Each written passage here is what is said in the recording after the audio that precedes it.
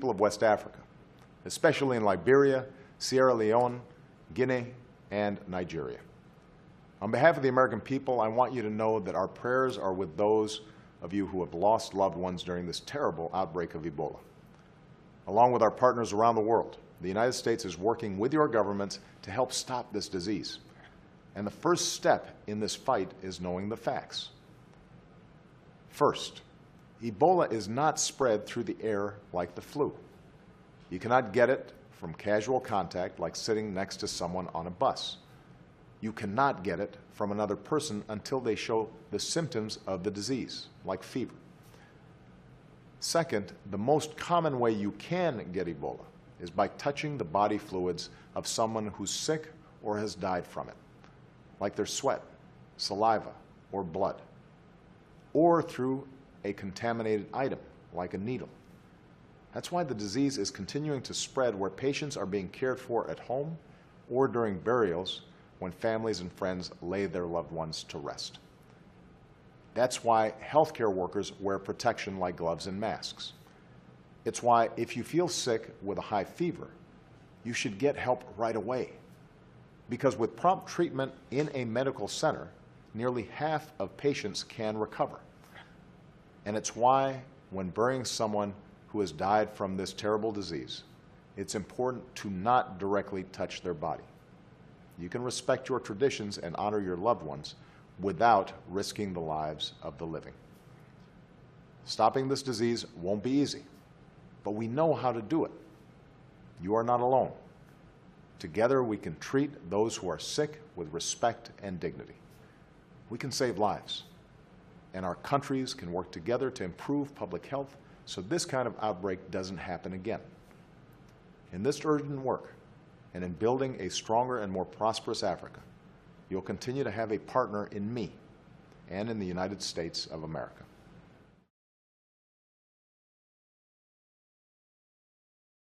Citizens of the world, so not only are they suppressing important information about how you really contract Ebola, but the U.S. government actually invented the Ebola virus. I know this is a tough one to swallow, but I promise you it is true, and don't just take my word for it. I found an interesting document online that will prove my point. Just take a look at this.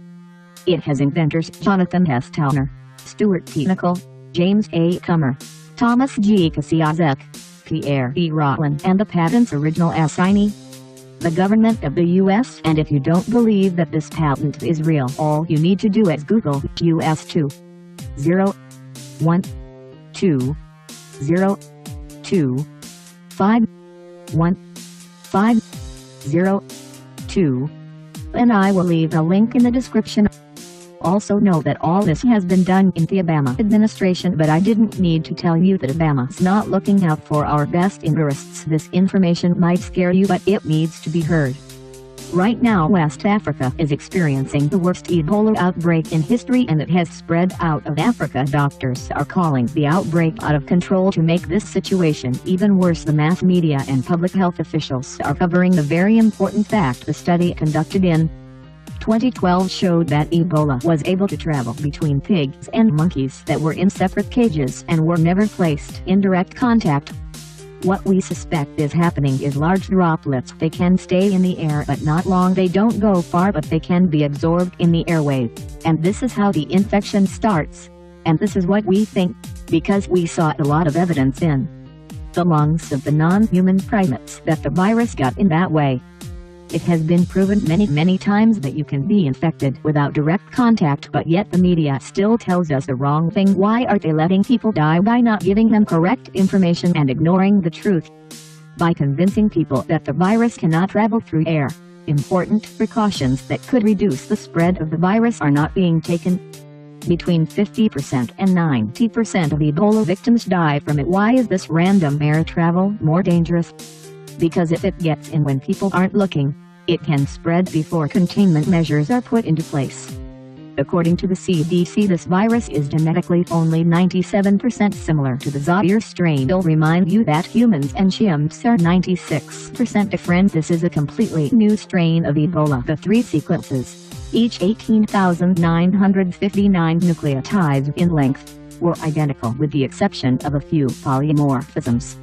Bat Physicians 2124 G8, Synonymous 2185 The GMP 550 to glycine-glutamic acid 2931 The G Synonymous 4340 CT Synonymous 6909 ATS GP 291 Darjanine tryptophan and 9923 TC Synonymous. And I don't think I need to tell you why they want this virus to spread, and I also like to say I don't like sitting on the population control agenda. I know it might make you scared and I don't like to go on and on about it, but I think that people do need to know this. We must reclaim our freedom before it is too late. We need to unite and come together all as one.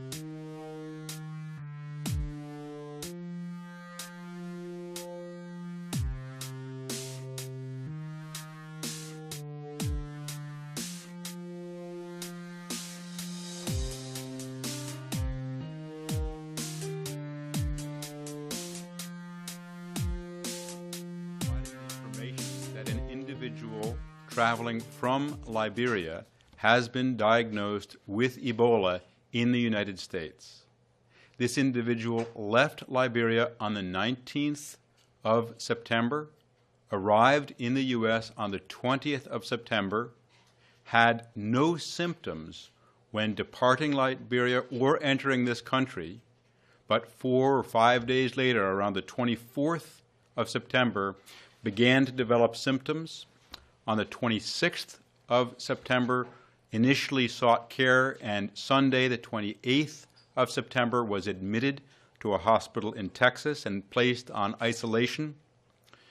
We received in our laboratory today specimens from the individual, tested them, and they tested positive for Ebola.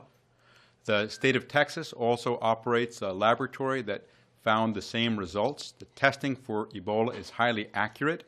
It's a PCR test of blood. So what does this mean?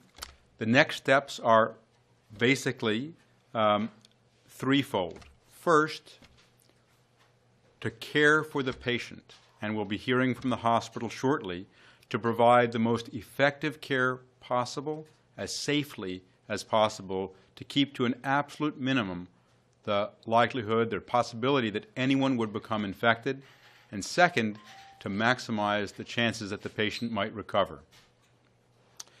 Second, we identify all people who may have had contact with the patient while he could have been infectious. And remember, Ebola does not spread from someone who's not infectious. It does not spread from someone who doesn't have fever and other symptoms. So it's only someone who's sick with Ebola who can spread the disease. Once those contacts are all identified, they're all monitored for 21 days after exposure to see if they develop fever. If they develop fever, then those same criteria are used to isolate them and make sure that they are cared for as well as possible so that they maximize their chances, and to minimize or eliminate the chance that they would infect other people. The bottom line here is that I have no doubt that we will control this importation or this case of Ebola so that it does not spread widely in this country.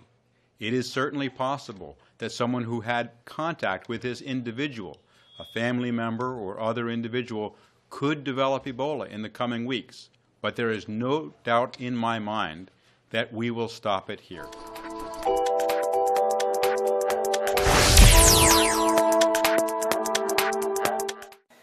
Hey, what's up, everybody? Guys, a nurse who helped care for Ebola patient Thomas Eric Duncan has tested positive for the disease.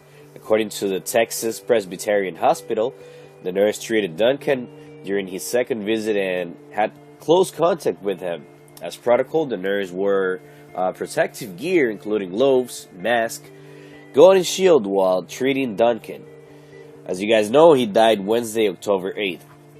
CNN reports that the nurse had a low fever Friday night and was immediately placed in isolation. She later tested positive for Ebola, and however, the CDC is running a confirmatory test, and those results are going to be ready later Sunday.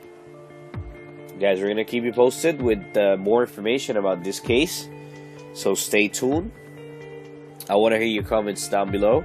Remember to follow us on Twitter, Instagram, and Facebook on Time the Show. Ebola is one of the Visit world's our most website on deadly diseases that has timetheshow.com. killed almost 4,000 people in the biggest ever outbreak that started in West Africa earlier this year.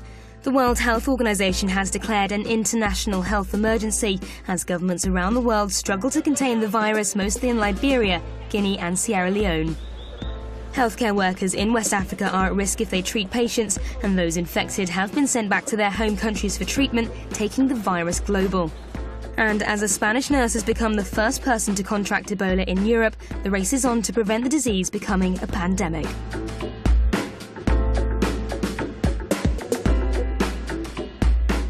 The virus is highly contagious and spread through close physical contact with infected people.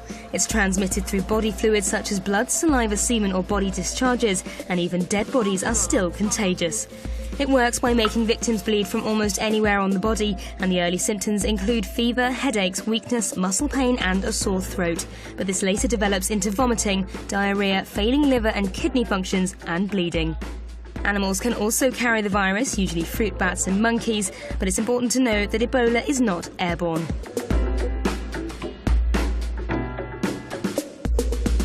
About 60 to 90% of people who catch Ebola will die, and there is no known vaccine or cure, but some victims can be treated and survive.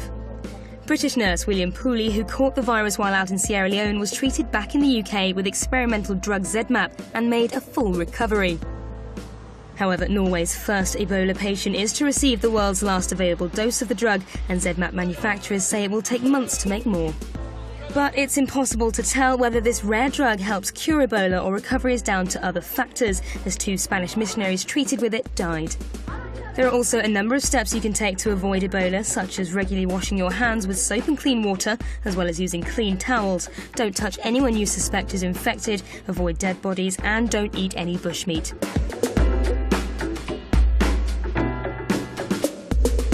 Since 1976, there have been just over 20 known Ebola outbreaks, so despite the disease's 40-year history, 2014's outbreak is the most extreme than any other incidents put together. This one has spread to more than 50 distinct areas in 6 different countries, and the true figures of those infected is largely unknown. The US Health Agency warns that the outbreak could reach 1.4 million by January, and the World Health Organization has already warned that the number of people infected could reach 20,000 by the beginning of next month.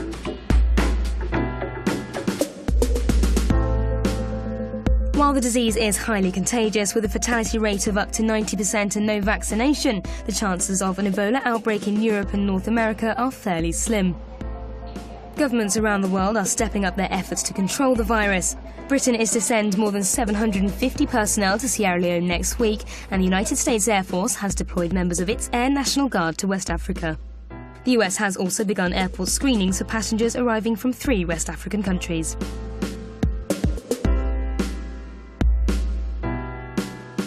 Ebola could cost the global economy over $32 billion by the end of 2015 if the viral infection spreads to countries that neighbour those already affected by the outbreak.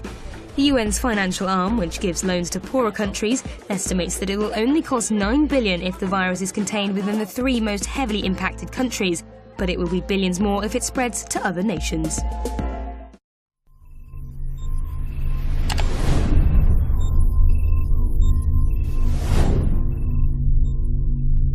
I do think Ebola will come to America. That's not a question of if, it's just when. I don't think that in America we're going to see the death toll, because we do have an excellent public health system.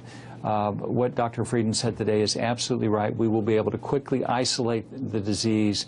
And some people will get sick and some people will die, but you're going to see pockets. You're going to see 4 or 5 or 10 people. You're not going to see hundreds of people. I don't see that happening. 2 weeks? 3 weeks, 2 months, 3 months. It's going to be very soon. This disease, this pathogen called Ebola, now lives in the world with us. It occupies the globe with us. And it's important to remember that it can move at the speed of an airplane. Hello friends, this is David Voth, August 10th, 2014. It's good to see everybody today. If the war doesn't exterminate us, the Ebola virus just might, according to the headlines. Obama signs an executive order to allow detention of Americans with respiratory illness. Now that's kind of interesting because, I mean, yeah, I know that he's doing that because of the Ebola scare, but they're telling us that there's nothing to be worried about, that there's almost absolutely no chance of even one person in the United States getting the Ebola virus. And yet, they're putting it into law to have martial law in the United States. But listen now to this woman next, and this is amazing, but watch this, folks. Highly infectious virus is thought to be contracted through monkey meat and spreads through contact with and possibly even more harmful than rumored remedies is that some people in West Africa simply don't believe Ebola is real. Do you believe Ebola exists? No. The people they're only lying. Do you guys ever worry about Ebola? Do you think that's real? No.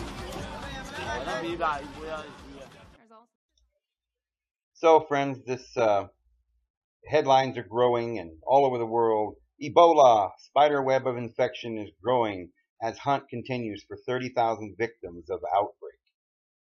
Friends, this is insane. They're trying to stir up such a, they want everybody to be in fear. Now, why is that? We're not going to be eating monkey meat over here. We wash our hands and take showers. This thing doesn't travel airborne. Most of everything that you're hearing is a lie, and the question is why? Here's why, friends.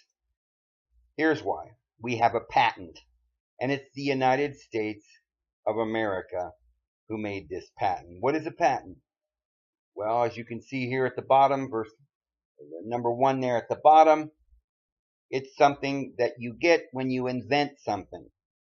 Has this entire thing been invented by the United States of America, friends? Well, we may have proof right here. Here's the patent. All right, and it's pretty clear. There's actually all the information right here. Here's the abstract. Now look at this. It mentions right there the names of the inventors. These are all people that it came out of Georgia, and this happened back, I guess, starting in 2006 and 7. It's very clear here what they're trying to do. Now, I don't know whether there ever was an Ebola virus, or if they found the strain and then made a patent on it by discovering it and then I know that they can't discover something and make a patent. They have to actually do something to invent it. So they may have changed the bacterial string of genetic links or something. They did something, but they actually, whether they invented it in some sort of a test tube. Now, if they actually took an existing strain of Ebola and turned it into some other strain that they got a patent for, then that's even more frightening, friends, because why would you be doing something like that? Perhaps to make the strain worse or more deadly? Do we as Americans really believe that our Father in heaven made such a virus that would absolutely completely destroy, like a plague, the inhabited earth? It seems to me, from reading my scriptures, that comes from Satan. But right there, if you look where I'm putting the blue mark, that is the ascension number, where they got this invention. And we can go to the website here, find that number, and it's very clear what they've been doing. This isn't, we're not playing around. This is real. And, if you read through here, right here they have the same names that invented this that are on the other abstract or the patent that we read. These are the same names that you'll find here. So we've got Jonathan S. Toner, Stuart T. Nickel, James A. Comer, Thomas G. Kazak, Pierre E. Rowland, and it just goes on and on. But these are the same people that you find there on the patent. Okay, friends. So now if you go to whitehouse.gov, this is an official document by the White House. This is the executive order. Look at the date, July 31st, 2014. This is the official executive order by Obama. And it says it is a revised list of quarantinable, communicable diseases by the authority vested in me as president by the Constitution, the laws of the United States of America, including Section 26(4)(b) of the Title 42 United States Code. It is hereby ordered as follows. Section 1, Amendment to Executive Order 13295, based upon the recommendations of the Secretary of Health, Human Services, in consultation with the Acting Surgeon General, and for the purposes set forth in Section 1 of Executive Order 13295 of April 4, 2003, as amended by Executive Order 13375 of April 1, 2005, Section 1 of Executive Order 13295, shall be further amended by replacing subsection B with the following. And the following is this, subsection B. Severe acute respiratory syndromes, which are diseases that are associated with fever and signs and symptoms of pneumonia or other respiratory illnesses, are capable of being transmitted from person to person and that either are causing or have potential to cause a pandemic, or upon infection are highly likely to cause mortality or serious morbidity if not properly controlled. This subsection does not apply to influenza. So this executive order goes on a little bit more further, but basically what it's saying is, and what they've added as an amendment to the other executive orders, is that now they can detain and bring the United States under martial law by executive order. They can do this if there is some sort of pandemic, and that pandemic includes something that causes fever or respiratory failure, which Ebola does include. Friends, something isn't right here. They're making this Ebola thing some kind of a circus, and they're trying to cause some sort of pandemic. It doesn't make sense with their own words, with what they're trying to tell us, that it's not airborne, it can't travel from one person to another unless through saliva or something like this. I mean, we didn't do this with AIDS. There wasn't this kind of panic. If you listen to the news, it's like they're really just preparing us for some sort of massive outbreak in the United States or in Europe, and that wouldn't make sense. It just couldn't happen. We saw earlier where it may have started with monkey meat. That may not be true. We don't know, but it certainly is not spread by just sneezing. You've got to, it appears the reason why it's spreading over there in Africa is because of certain customs that they have of touching the dead and mourning and holding the dead and kissing the dead and so forth. And these are practices that we don't have here in America. This particular virus is not going to spread in America, friends. And if it does, if they come on the news and tell you that it's spreading all over America or there's cases in America, don't believe it. It is a lie. They are just lying to us to start some sort of reason to detain Americans and take away our rights. Friends, watch this next clip. Ebola outbreak. The CDC is raising its alert to the highest level as it monitors the spreading virus, keeping a close watch for cases here in the U.S. ABC Steve Osunsami tracking it all from Atlanta, where the 2 infected American aid workers are being treated. Good morning, Steve. Good morning, George. The family of those sick missionaries hospitalized just down the street here from the CDC are asking for prayers this morning. This morning, disease trackers in the CDC's Emergency Operations Center are on their highest level of alert, monitoring the outbreak around the clock. It's a sort of all hands on deck thing now so that we can draw on people who normally wouldn't be involved in this kind of infectious disease outbreak. Fears over the disease causing panic in emergency rooms across the country. The CDC says 6 people in the United States have been tested for Ebola since the West African outbreak erupted in February. All results have been negative, including that New York patient who walked into this New York hospital with Ebola-like symptoms Monday. And the 2 Americans still in isolation wards at this Atlanta hospital now getting the kind of 24/7 Western medical care a specialist not treating them says just might save their lives. The key here is excellent nursing, frequent vital signs, fixing problems. You have a dehydrated patient giving IV fluids. You have a patient who's anemic giving a blood transfusion. Spain will now become the first country in Europe with an Ebola-infected patient. A 75-year-old Spanish priest working at a Liberian hospital is now back home at a hospital in Spain for treatment. He traveled inside this medically equipped military jet. In Liberia, this is what's passing for sanitation centers, buckets of water and hand sanitizer.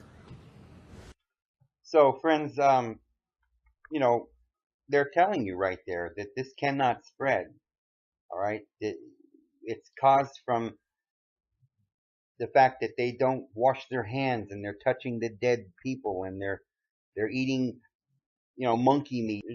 Everything that they're doing over there in Africa is different than our culture. And they've had these particular kinds of viruses over there for many, many hundreds of years. We don't have these kinds of things here. This is a completely made up hoax.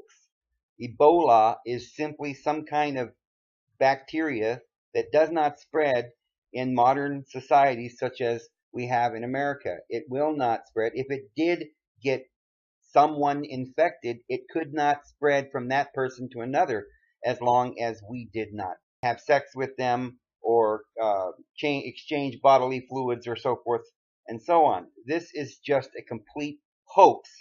And the government is admitting as much in these videos that it can't spread, and yet they're trying to make this panic and tell everyone that they're going to go on this big, huge binge of testing everybody, and we're going to have to go through hoops now whether or not to see if we've got Ebola, and it's going to be, it's kind of like, you know, 9/11, you know, now we can't go anywhere in an airplane without being strip searched. Well, they're going to use this Ebola so that we're not going to be allowed to do anything, go anywhere, do anything unless we've got a test or something. You know, like drug tests here. You can't get a job unless you had a drug test. Or, you know, this is just more garbage that we're being put under by the United States government. And also there in Europe, as you've seen, they've just, you know, brought somebody into Spain who's got the Ebola virus. I don't know why they're bringing these people in, 2 here in the United States, 1 there in Spain. But they can't spread this virus unless somehow it's done on purpose. But what they're up to is pretty obvious. Either they're going to have a fake, you know, pandemic, or they're going to start one, or they just want us to believe that one could happen so they can control us more. But either way, this is not good, friends.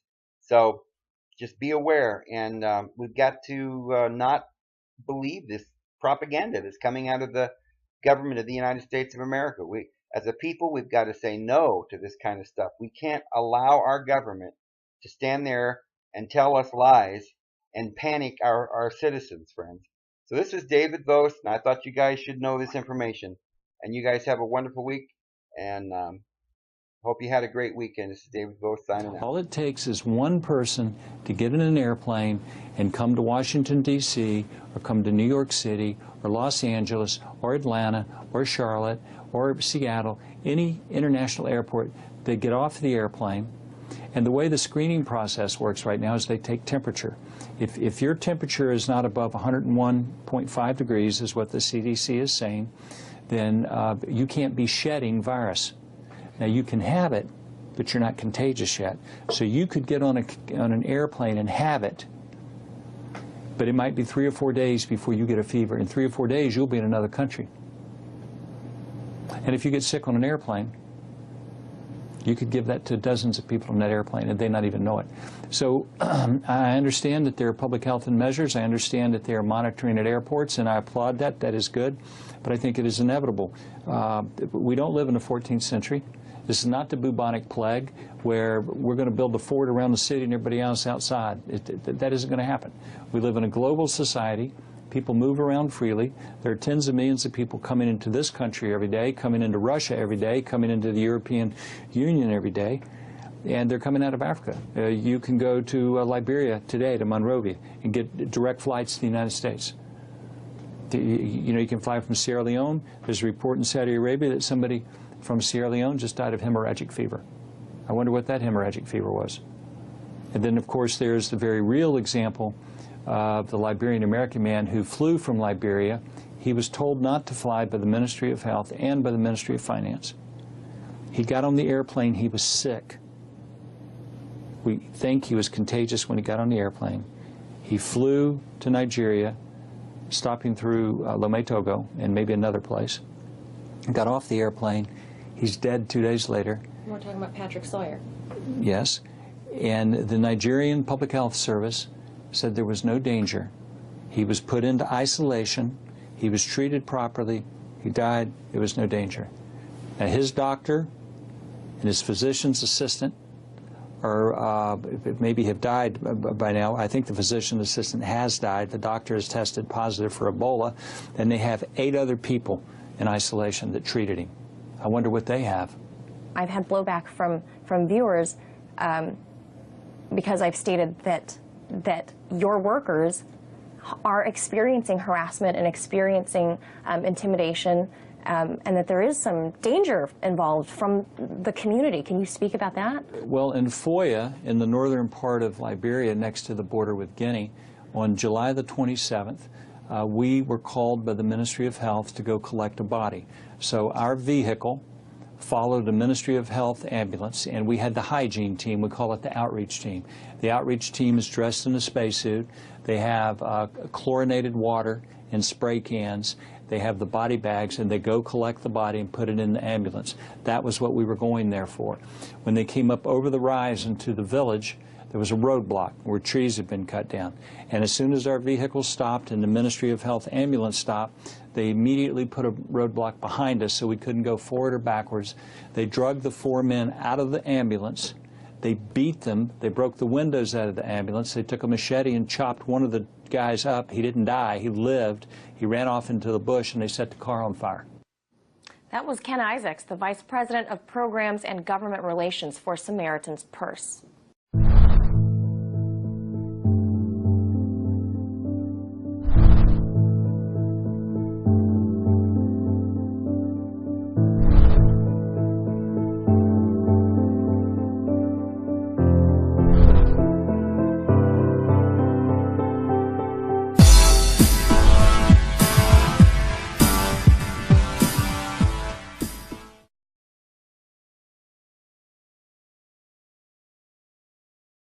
So a designer virus is basically, you take an existing virus and you can remove parts of that virus and replace it with genes of interest. A virus isn't alive, people. It's non-metabolizing. And look at it. I mean, either it's single-stranded or double-stranded RNA or DNA. And it just happens to have the perfect vector for infection, a protein capsid that just bonds to the cell receptor, and then it penetrates and injects its genetic material. And it's like a program, because a virus can't hurt you by itself. It can't reproduce by itself. It's not alive. Your enzymes have to read it and create what it tells you to create. If they don't do that, it can't hurt you. It's nanotechnology. See, a microbiology student would be like, well, our professor says that viruses come from the rainforest often because it has a similar temperature to a human's body temperature. Yeah, okay. Come on, people, it's technology, all right? There's no reason for a virus to exist in nature. Think about it. We got the blood work back. You were right. It is Marshall Bowman. Anything else? Yeah, Walter seems to think that he was dosed with some kind of designer virus. So it was intentional. Hard to say it was an accident. This stuff doesn't exist in nature. What are the odds of that? that you'd have the correct codons to be a viable fragment of DNA or RNA, and a delivery vector, protein capsid around it? Come on. And look at HIV. With AIDS, you get, in your immune system, for your white blood cells anyway, you have a system. You have different types of white blood cells. Most of you don't care about this, but in case there's those physiology students out there that need to hear the technical stuff, because I won't be qualified to you unless I know what you know. Yes, I know what those are, the eosinophils, basophils, neutrophils, okay, and then you've got your monomorphs, and those are the T and Bs, and the monocytes, which you call a macrophage when it's in the body because it's mobile. The macrophage is kind of like the cop, all right? It's always going around your body sampling stuff, looking for anything that it would consider to be an antigen or something that it sees as foreign to the body. So if it finds something like a bacteria that's foreign, that's infective, it will engulf it. That's why they call it a phagocytical cell, P-H-A-G-O. Phag means to engulf, to eat. Cyte means, well, cell. So it's a phagocyte. And so it will engulf it and then display its material, the contents of the bacteria, on its cell wall. Then it takes a little trip into, say, a lymph node. There you have many white blood cells already there. In fact, you're born with, I guess, up to like 500,000 different types of combinations already there to handle infections. Like, you're already pre-programmed to fight off up to 500,000 different potential infecting agents, right? But it's very generic, so if something new comes into your body, what happens is this macrophage will go in there and say, hey, you know, look what I got. Of course, no, it's not speaking English, all right? I'm just being metaphorical. It goes in there and says, look, anybody here know what this is? Anybody, can you handle it? So eventually maybe this macrophage encounters a white blood cell that says, hey, wait, I kind of have something that can deal with that. That's pretty similar to how I'm made. Here, just give me a moment. Let me change a few things up. They call this genetic recombination. So it changes its genetic sequencing a little bit so that it can effectively go after the infection. Once it's done, and once it's changed itself to be correct, and so that it can handle it, it divides and puts clones of itself dormant. They call those memory cells, and that's your immunity, in case that pathogen comes back to the body again. So you don't have to go through this whole process. But when it's identified and says, okay, I'm the one to take care of it, then it will turn on a receptor on its cell wall, and all the other ones will turn their receptors off, and this is a receptor to a substance called interleukin-2. Inter means between, leukin means white blood cell. It's a hormone secreted by your helper cells. And what this hormone does is it causes rapid cell division. They divide fast. I mean, your lymph nodes will literally become packed wall to wall with white blood cells. This is why a doctor will feel your lymph nodes, right? If they're swollen, that means that your immune system's trying to fight something off. HIV goes after the helper cells, the one that secretes interleukin-2. So without that, you don't get the rapid cell division. Yeah, I'm sure that just happened to show up in the rainforest somewhere as a freak of nature. No, man. Viruses are nanotechnology. Viruses add genetic sequences. That's what many of your infections that you pass off as a cold here or the flu there, they're actually changing your DNA.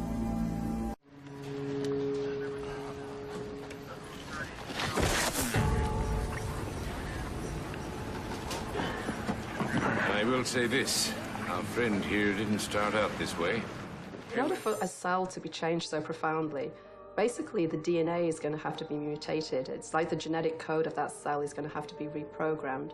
And certainly there are things out there that can have, those sort of effects on your cells. Environmental factors such as radiation, cigarette smoke, and even the genetic parasites that we call viruses.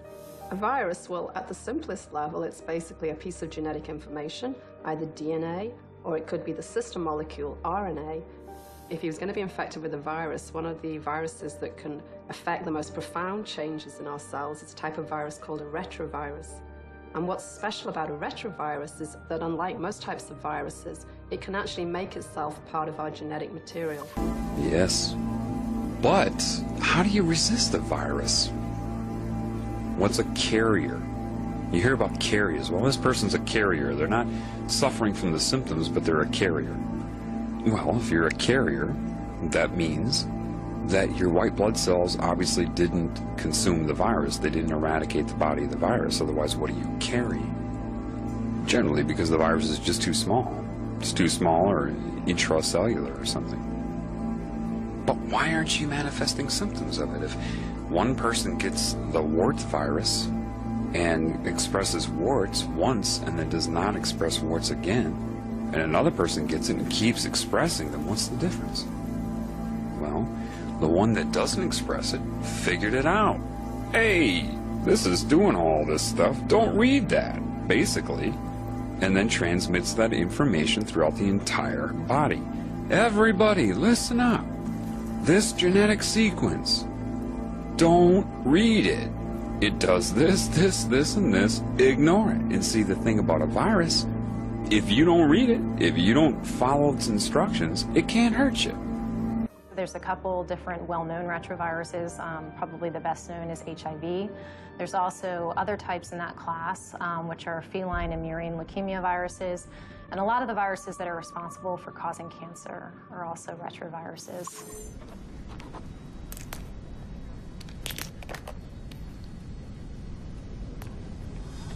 So it looks here that the genes that the virus carried are starting to be expressed in Bowman. The fact that he's bleeding from his nose is quite interesting because a lot of viruses that have a very rapid course of infection through your body, things like the hemorrhagic fever viruses, one of the things they do is they basically dysregulate your body. Your body knows it's been infected with a virus. All sorts of things, all sorts of alarm bells are going off. And one of the consequences of that is that you basically lose the ability to maintain your blood and your body fluids in the normal compartments. So you'll see bleeding from your nose and from your eyes. And that's one of the characteristics of viral diseases such as Ebola. There is a patent for Ebola, and you're looking at it right here. And in fact, it's not the only one. You can also view others here where it says 4 more. These are also other, patents on Ebola. Here's another one. And let's check out some more, and another, and another. All right, these patents actually do exist. They are there, they have been created, they exist. Okay, that in mind, let's move on. And then there is this U.S. Bioweapons Lab in Sierra Leone at the epicenter of the Ebola outbreak. Yes. Yes, yes. Do you see this? Right where Ebola is breaking out is a United States bioweapon lab, CDC lab. And guess who owns this bad boy? And I mean, this isn't a coincidence, folks. There's a reason this stuff is happening. But U.S. Bioweapon Lab that's in Sierra Leone with links to, you guessed it, Bill and Melinda Gates Foundation at the core of the Ebola epidemic. And now here we are at the Viral Hemorrhagic Fever Consortium. And there's a link. I'm going to leave a link. Canon Government Hospital. Lovely. The Canon Government Hospital, or KGH, is located 300 kilometers east of Freetown in Kenema, Eastern Province, Sierra Leone, and had the highest incidence of Lassa fever in the world. This region is endemic to an array of tropical diseases, including malaria, yellow fever, TB, intestinal parasites, as well as Lassa fever, and now Ebola. In other words, they have a place that they're studying with the CDC. Here's your CDC, a bioweapons lab. Now, let's check out some of these doctors that are with this organization. All right, here's our first one, Mr. Robinson. Let's check you out, buddy. First they create it, and now they're going to let it loose. All right, so here's a little information on him. New Orleans, okay. Bio, James E. Robinson, MD, serves as a principal investigator on the research project investigating the roles of protective and pathogenic B cells in human Lassa fever. His is a collaborating investigator in 4 large consortia projects funded by the Bill and Melinda Gates Foundation. Why do they always have their names in things like vaccines and things like Ebola? How come they keep showing up? Let's go on. All right, let's go to this woman. Harvard. Yes, go girl, Harvard. Paradise's awards and fellowships include the Rhodes Scholarship, the Soros Fellowship. That's the Soros Foundation, okay? So he's funding her. I don't care if it's funding or what it is. These people have links. And anybody linked to him or linked to Bill and Melinda Gates is just not good. Now, this guy is also pretty cool. While he is Stephen Geyer, he's not particularly linked to Bill and Melinda Gates or Soros, but he is linked to a lot here in America. Let me straighten out his bio. All right, here it is. Stephen spent time at the CDC and prevention researching, you guessed it, vector-borne infectious disease, airborne disease, whatever. He studied them. He then moved to complete a Master's of Public Health at Columbia University and a 3-year fellowship with the U.S. Army Medical Research Institute of Infectious Disease. He has studied things such as West Nile, the Dungan fever, monkeypox, and Ebola. This man has links with the CDC and links with the U.S. Army. All right, then there's this. We know a while back that Mr. Gates donated lots and lots of money to combat the Ebola crisis. He paid $50 million to fight the viral outbreak in West Africa because he cares. Bull crap. Man don't care. He don't care at all. He specifically said that they created vaccines, okay, to depopulate. Let me play. But let's take a look. First, we've got population. The world today has 6.8 billion people. That's headed up to about 9 billion. Now, if we do a really great job on new vaccines, healthcare, reproductive health services, we could lower that by perhaps 10 or 15%.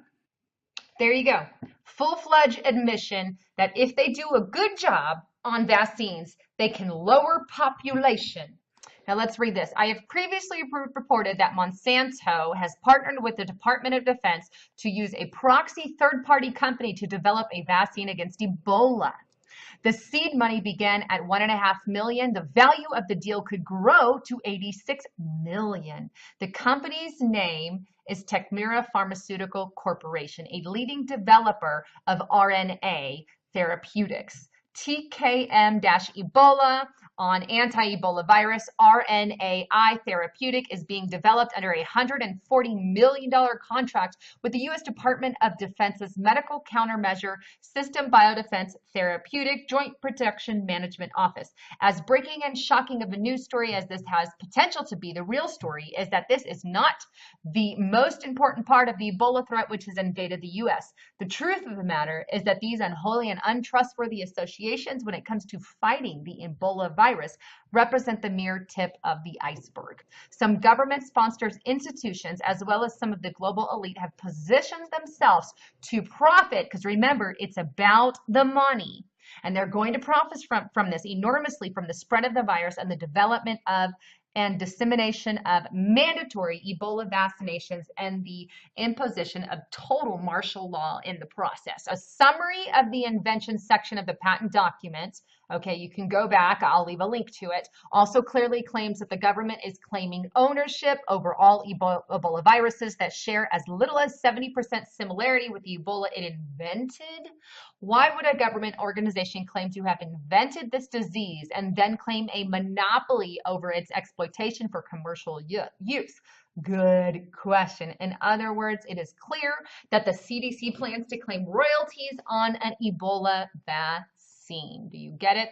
Gates has announced that he plans to vaccinate every child in the third world with multiple vaccines. Do you realize the enormous profits that can be realized by vaccinating every child in the third world? If we apply Gates' penchant for investing in causes which produce a hefty return on investment, then one could reasonably suspect that Gates is positioning himself to profit on the $50 million he has invested in the Ebola cause, which conveniently includes the CDC, the holder of the patent for Ebola. It's about the money. They want the money. They're going to get the money. Second, it's about depopulation. Let me prove it to you. I came across this right here. Now, this is on newsweekly.com, but back in 2006, scientist calls for the death of humanity. And he gets a standing ovation for this thing, for making a statement. A Texan scientist advocates killing 9/10 of the world population by an airborne Ebola virus. Why would a scientist stand up and specifically say Ebola? Okay, and this is eight or so years ago, okay, back in 2006. And now we're having a pandemic of Ebola. What is an award-winning Texas scientist was giving a stand-in ovation after he advocated the extermination of 90% of the Earth's population by an airborne Ebola virus. Hey, if those idiots are standing to kill 90% of the friggin' world, kill yourself. Get rid of yourself, for crying out loud. If you think you're a cancer on there, kill yourself. Be my guest. You're going to stand for this guy? Heck no. I would have thrown tomatoes at the guy and probably like ran him over with a, I don't know. I wouldn't murder the guy, but heck, I'd feel like, here, I'd give him a knife to murder himself. Why don't you start us off, little Mr. Scientist? Okay, because you ain't nobody special, but apparently he thinks he is. And here we are in the brunt 8 years later with an Ebola pandemic on our hands. And here's one more news report, so you know it's not just one. LifeSiteNews.com, back in 2006, April of 2006, FBI interested in Texas doomsday ecologist who said Ebola, the solution to human overpopulation. Oh, it's people like this that tick me off. There are lots of labs out there that are actually able to make viruses. Why would people do that? Right now, we've got two other major viruses spreading like crazy, and that is Ebola, that's threatening West Africa and potentially could threaten the globe, and ISIS, that is destroying Iraq and Syria and is potentially threatening the globe. And I call them both viruses because what they are. And as those two, it's like the red horseman of war is galloping. The white horseman of conquering is galloping. The black horseman of the economy and the stability of society seems to be in the gates. And now we're talking about this black horseman, this pale horse that's galloping with death, with disease, and these storms that could bring about even worse diseases from the radiation from Fukushima. So we're watching an absolute apocalyptic time period we're in right now. Very, very, very volatile, the world. Well, the Bible calls it the beginning of sorrows in Matthew 24, verse 8. As Jesus said, there would be false Christ and false prophets shall rise, and they shall deceive many. And see that you be not troubled, for all these things must come to pass. For there shall be wars and rumors of wars, and nations rising against nations, and kingdoms against kingdoms, and famines, and pestilence, and diseases, and plagues, and earthquakes in divers places. All of these, of course, would be the beginning of sorrow. And I think we can see that's the time we're in. So if you're not saved, really take a look at what's going on, and take a look at what the Bible tells you would happen in the last days. Certainly, it's a time for people to give their lives to Jesus Christ. We're running out of time. Then again, you don't know how much time you have anyway. The Bible says we have no promise of tomorrow. None of us. So we need to be saved before death finds us. And to be saved means to call upon Jesus Christ. Believe on Him as the Son of God. And ask Him to come into your lives. He'll do more than just rescue you from the perils of damnation. He'll put in you the joy. It's a joy unspeakable and full of glory. It's the greatest thing could ever happen to you in your life. God bless. Your nose is bleeding. Can we have a box of tissues, please? No. No, tissues won't help. Get me some sedatives. Now.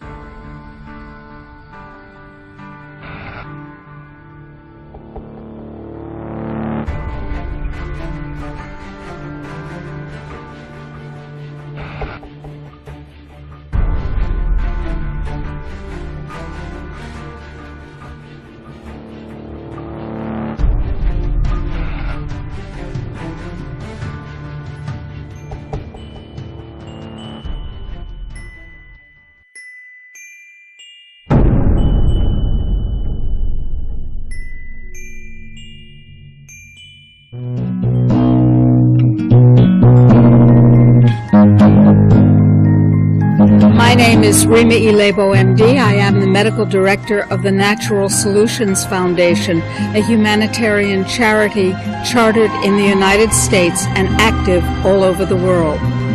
Ebola virus is surging through West Africa. The fact is that we are all one plane ride away from a cataclysm. And as of now, it is said that there is no treatment against Ebola, and that is not true. In fact, there is a well-known, well-characterized nutrient that is nanosilver.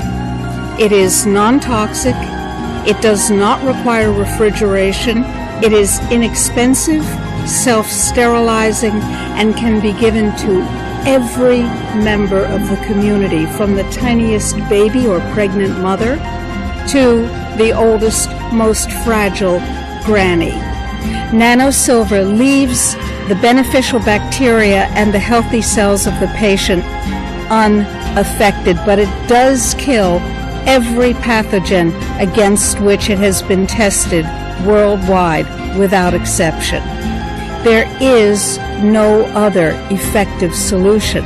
Now, why hasn't nanosilver been brought forward already as a treatment against Ebola? There are many reasons. The fact is, it is available now. It is available in large quantities and is unlimited in its effectiveness. The Natural Solutions Foundation and I stand ready to assist you and your people and the people of the world in deploying this safe, non-toxic, inexpensive, and available solution against Ebola and every other communicable disease which threatens us on this planet. Thank you for your time and attention.